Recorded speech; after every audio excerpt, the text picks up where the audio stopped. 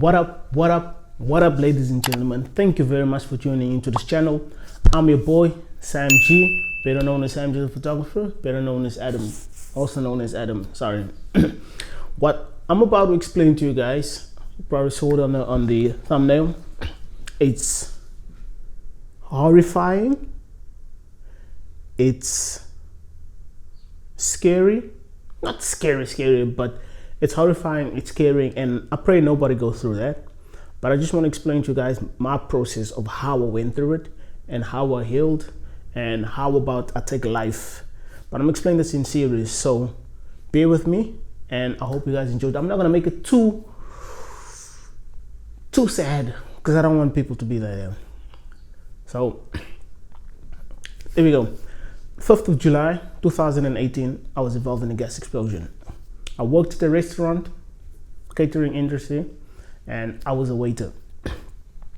But on that specific day, when I woke up, I wore a hoodie, which was surprising because I'm one that would hardly get cold when I would work. I would work with t-shirt, simple t-shirt.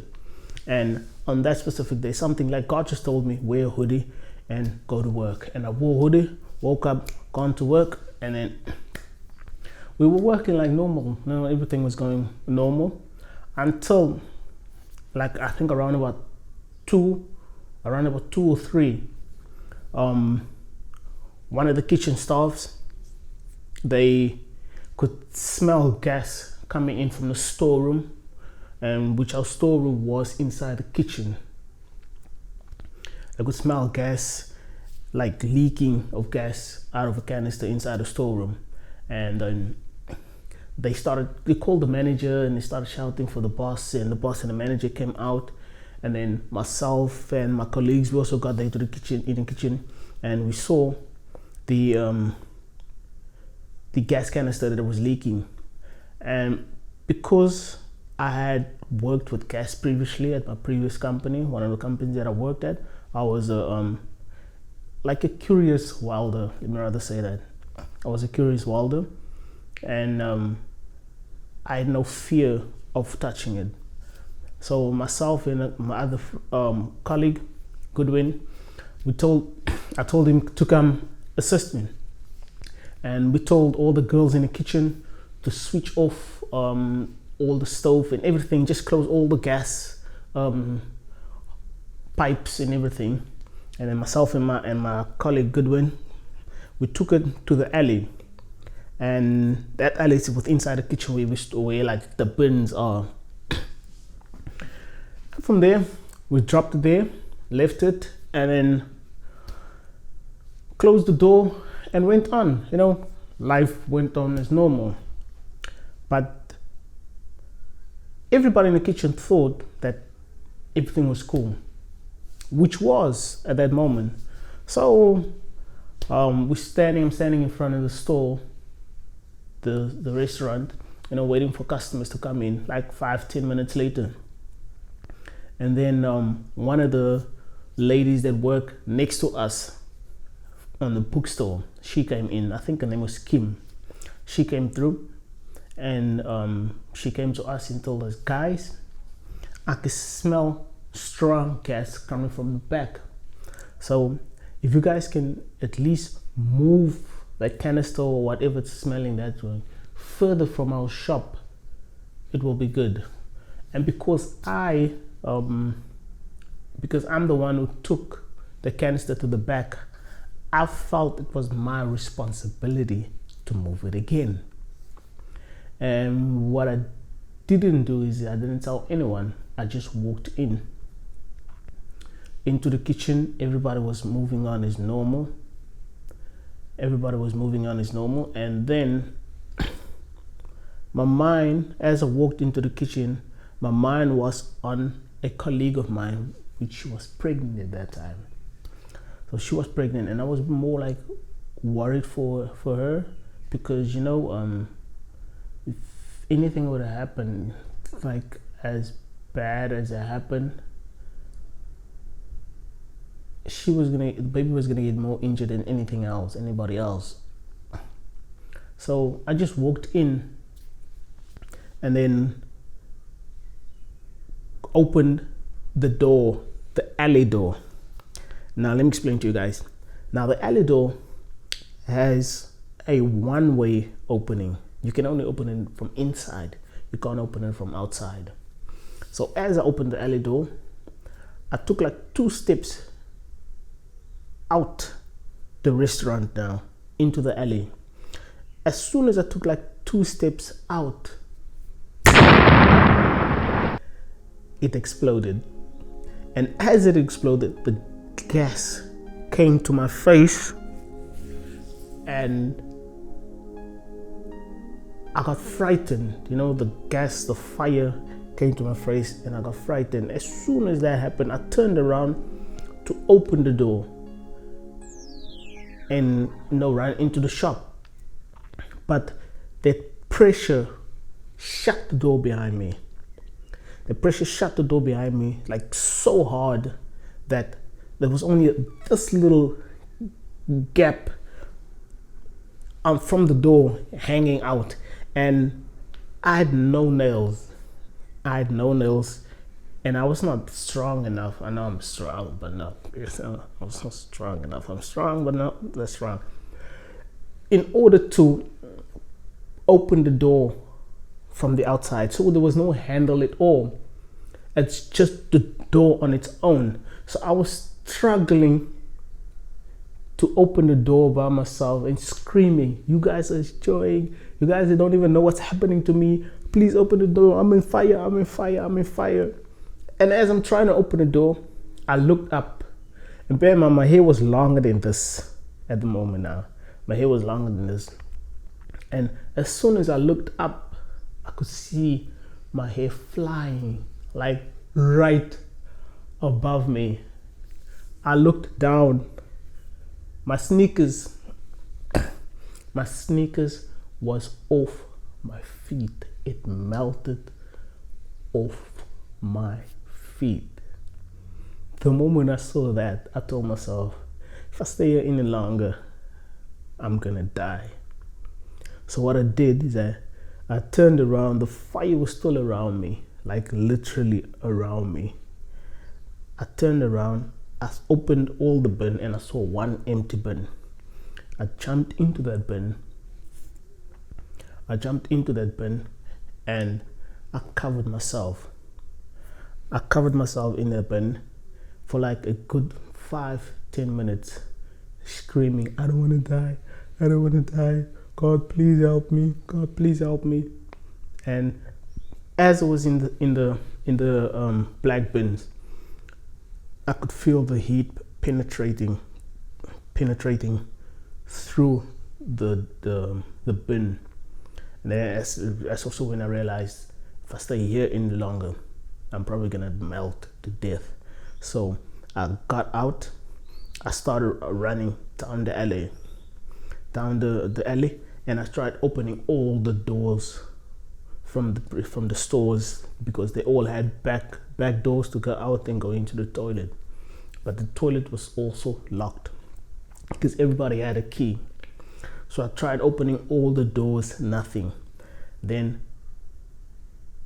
I had no choice but to run back through the fire, up the stairs, because there was a staircase that ran up to the rooftop. So I ran through the fire, up the stairs to the rooftop, and there was a door as well that was locked. And when I got there, I tried opening. I saw the lock. The lock was probably about this thick, and I kicked and kicked and kicked and kicked and kicked and kicked the door with my bare feet. Remember, Africans are strong. I kicked the door, and the door opened. As soon as the door opened, I saw a guy standing there and smoking. Gas travels. But I'm not gonna say that was the cause of it. So as soon as I got there, I saw the guy and I was like, "Help, please help, please help, please help." And he was so frightened. He was nervous. He didn't know like what to do, but he was a really good guy. He was there till like the very end. And I threw myself on the floor. That hoodie that I spoke about really, really protected me a lot. Like God told me wear that hoodie. Now, as you can see, like this is the only part, my hands was the only part that actually got burnt. These parts also got burnt, but if I had a t-shirt on, I probably wouldn't be alive. That's a definite sure that I wouldn't be alive, because like the hoodie protected me right through to my neck. My whole face was exposed, like my eyelashes disappeared, my eyebrows disappeared. I looked handsome. I looked handsome in a different way. I looked handsome in a different way. And I was there on the rooftop crying and crying and crying. This girl came through, and she was, as soon as she came through, she was scared. I looked at her and I asked her, water, please. Then she ran down to Pick n Pay, or one of the stores that was there in the mall. She ran down and she brought me like a liter of water.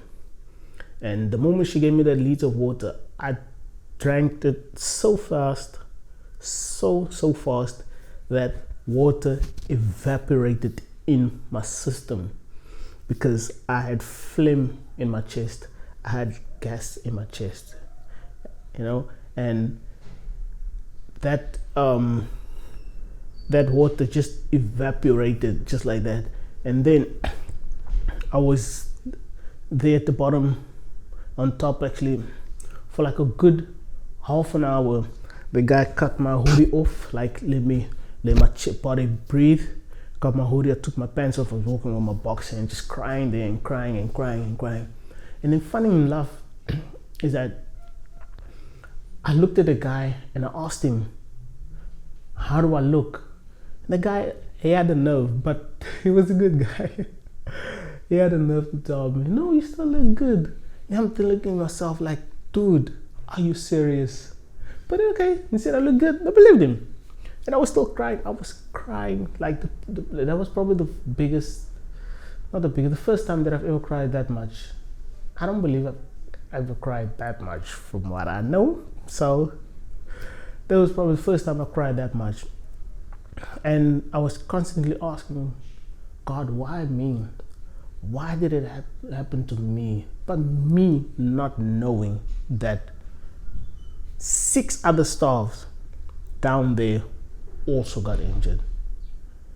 6, like the whole restaurant was in fire, but I didn't know that. And while I was there on top, everybody down in the restaurant thought that I was dead, because they saw me going into the alley, but didn't see me come out. So my colleagues, they were constantly saying, Adam is in there, Adam is in there, Adam is in there, Adam is there. And the ambulance guys, they were going and looking for me. They looked for me all over, but they couldn't find me. Nobody knew that I was on top. Nobody knew that I was on top. And I was there for like a good half an hour. The guy was like, hold on. And I could hear the ambulance like around me, like right in the building. And I was asking myself, why are they not coming to me? Not knowing that they didn't know where I was. Then after like a half an hour, I stood up and I told the guy, listen, I'm gonna walk down now. I can't wait for them here. I'm burning to death. I am burning. My body was like, you know, when you take a body like meat and put it inside a microwave for like a very, very long time, and you take it out, you can see that steam coming out. That's how I was, like burning to death. Then I stood up, I went down, and as I was going down with him, one of the ambulance guys came through and he asked me, are you Adam? I'm like, yeah, I'm Adam.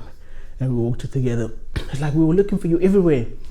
And I told him, dude, I was waiting for you. And went down. As soon as I got down, what I saw what I saw, like, it was sad. It was sad what I saw. I thought the whole time that I wasn't up there, I had it bad. I thought that I had it bad. Because I had a hoodie on and I had a jean and denim. And no, denim is thick. Now, the kitchen staff, they had like cotton material.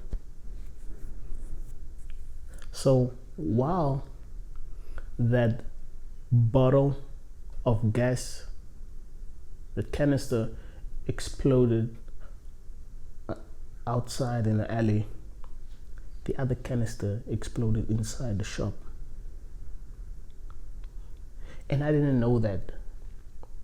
The moment I walked into the area where the explosion happened, I saw my colleagues like crying. And I could see, their skin, most of them got like injured through the chest and like the whole body actually.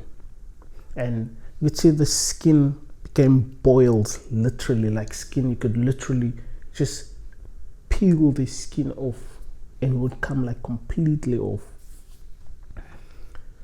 But as I saw that, my mind was still to myself, and I told everyone, guys, leave everybody, focus on me. I'm injured. I threw myself. One of the ladies assisted me and helped me. They wrapped me up in this foil kind of a silver thing, and they put me on the that was hospital bed. As soon as they put me on the hospital bed, we were going out like one by one. One by one, we were going out, and then from where I used to work is there, like, there's a mall, but there's a bridge, like a road, a bridge over there. I don't know how to explain, but there was a bridge just outside the mall. So everybody evacuated from the mall and was standing on the bridge to see everything that was happening from inside the mall, from outside. And they could see us coming out. And the moment, regardless of everything that happened on that specific day, like, I was still angry, but not sad, because I knew that I was going to be fine. In my mind, I knew that I was going to be fine. When they started pushing me with the hospital bed, I saw everybody's faces so sad. And then my lips literally peeled, but then I still pulled out my tongue at them just to make them smile, to make them laugh, and it made me feel good because they all started clapping their hands and cheering for me. And then I got to hospital. I got to hospital.